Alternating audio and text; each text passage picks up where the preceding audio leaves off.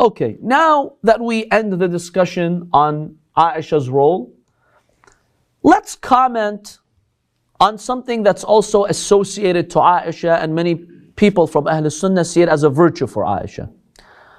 One of the reasons why they consider her to be so close to the Prophet and a woman of virtue is because the Prophet is buried where? In her room, in her house. When the Prophet died, she says in Bukhari and in other sources that the Prophet was buried in my own room. So let's discuss the house of the Prophet, the logistics of it, how was it structured. And since we were just discussing Aisha, let's also see if he was really buried there. What are some pieces of evidence we have that the Prophet was not buried in the house of Aisha? Number one, Aisha's house was very small, and generally the rooms of the Prophet's wives were quite small. See, when you hear the word house, don't think of a house, it was a room. Around the mosque of the Prophet, he constructed rooms for his wives. So a wife just had a small room, that's all she had, that was her house. How do we know that her house was so small? From Sunni hadith. Look at this hadith in Bukhari. Aisha says in this hadith in Bukhari, كنت أنام بين يدي رسول الله صلى الله عليه وآله from me وسلم ورجلاي في قبلته.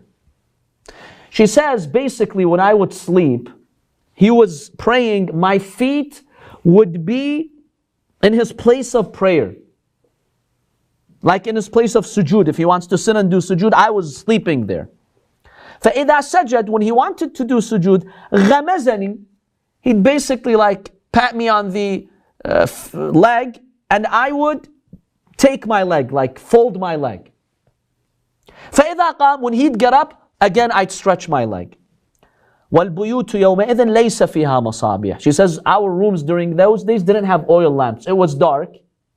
So I'm sleeping, the Prophet wants to pray, so I'm in his way.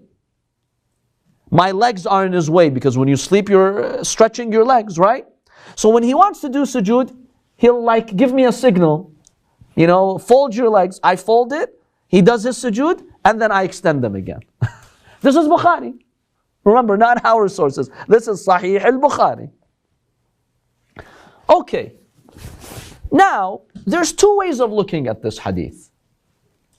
And we'll go with the easier one, not the tougher one. But if we want to be tough on Aisha, we'll say that she had no adab, no etiquette with the Prophet.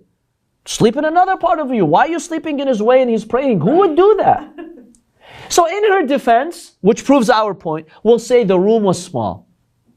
It was so small that if she would lie down, like let's say you're 5 feet, 5.5 feet, if you're lying down, there really is no other place in the room for the Prophet to pray. So he was praying in the midnight prayer, let's say, because it was wajib on the Prophet to pray the midnight prayer. And, she needs to sleep. It's okay. She's tired. She needs to sleep. So when the Prophet needed to do his sujood, she'd fold her legs. Now, this version indicates the room was super small. Question, who's buried in that room?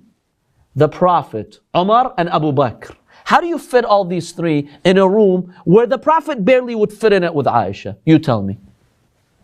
So we know the Prophet was buried in another place, not in this room. Because according to Aisha's own testimony, that's how crammed it was.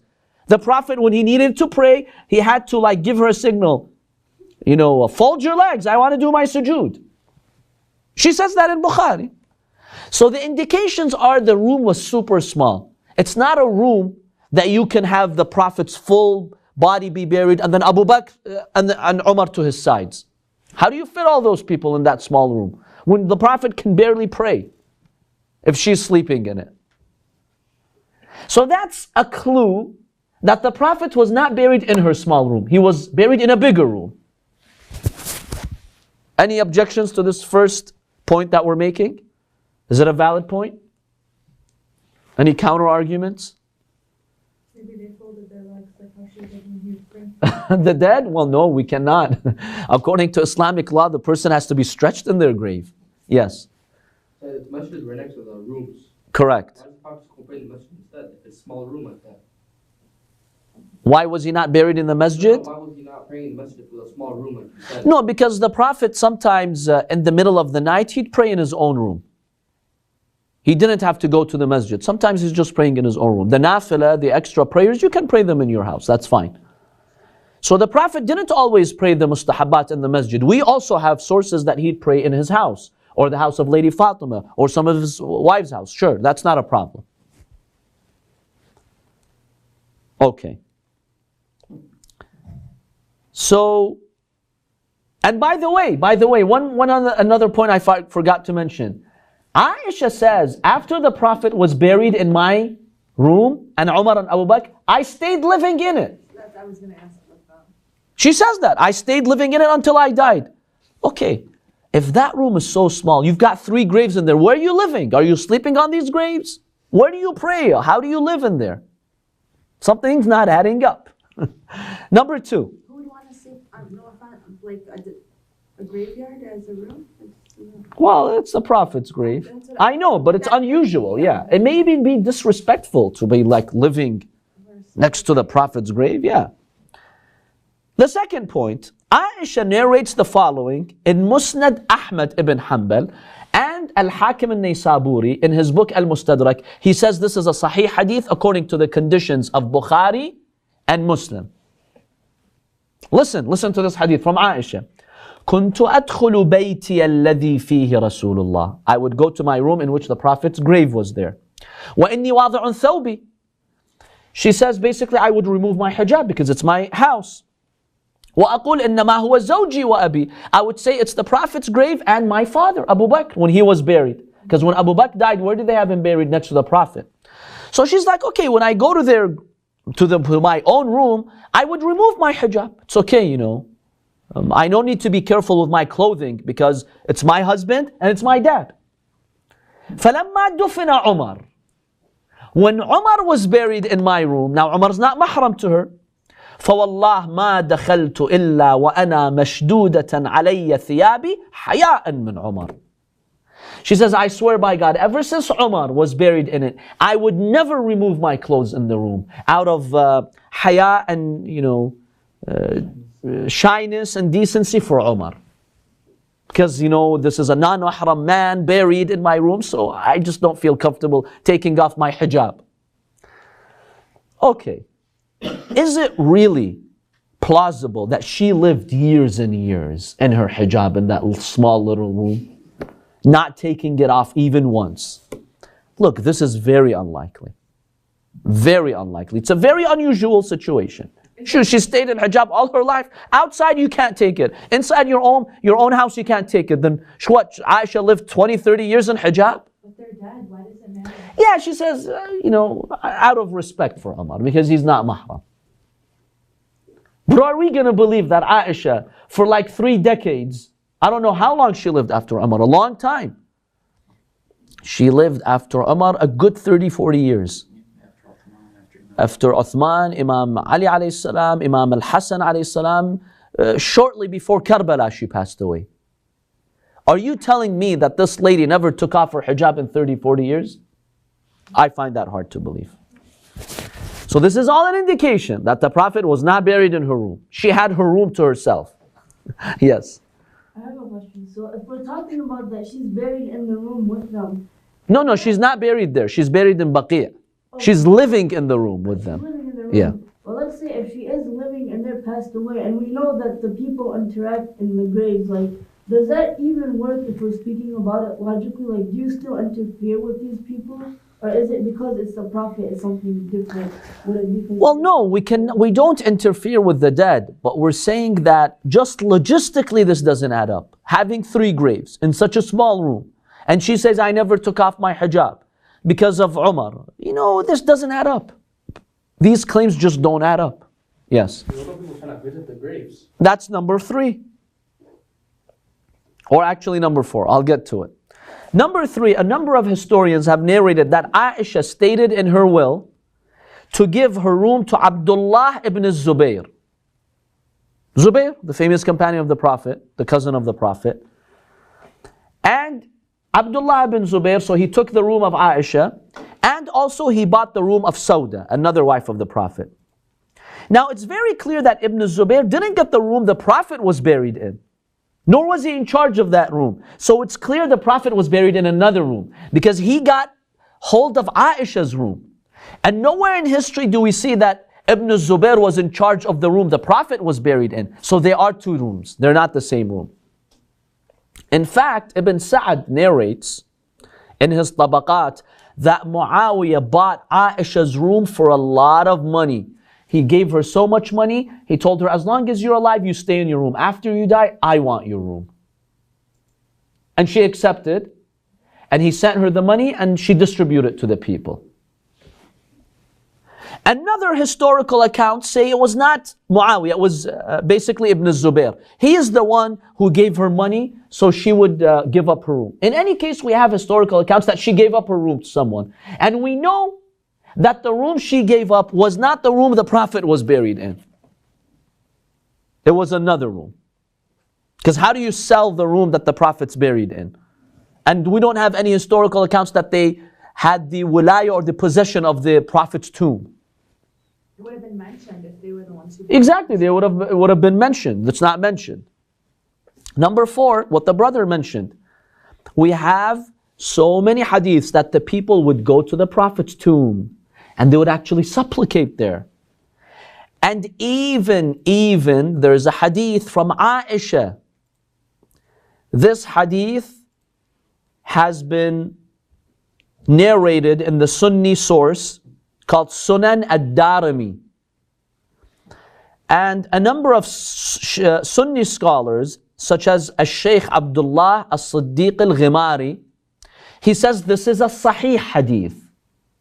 This is an authentic hadith. What is the hadith? It's from Aus ibn Abdullah. He says there was a severe drought in Medina. So they came to Aisha, they told her, we're experiencing a severe drought. You're the wife of the Prophet. Give us some tips, what do we do? She said, do you see the tomb of the Prophet? Qabr al-Nabi sallallahu alayhi wa alayhi. He says, remove part of the ceiling so that the tomb of the Prophet is directly under the sky, so that there's no barrier. Remove part of this. Remember, those ceilings were not concrete ceilings. They were made from palm trees, right? So you could remove the ceiling. He says, we did what Aisha told us. The rain came down until everything became green in Medina.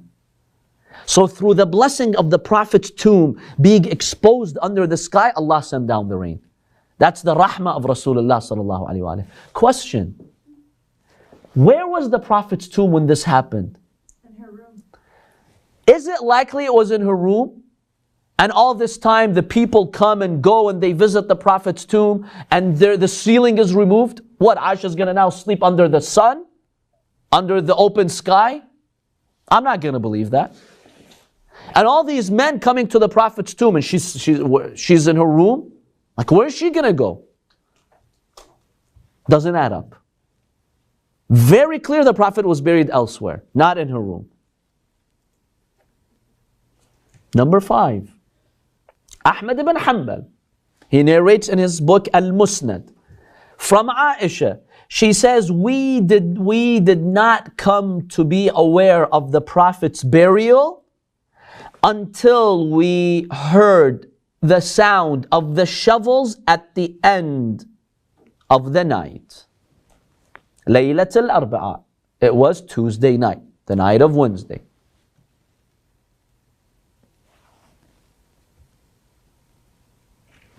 Question: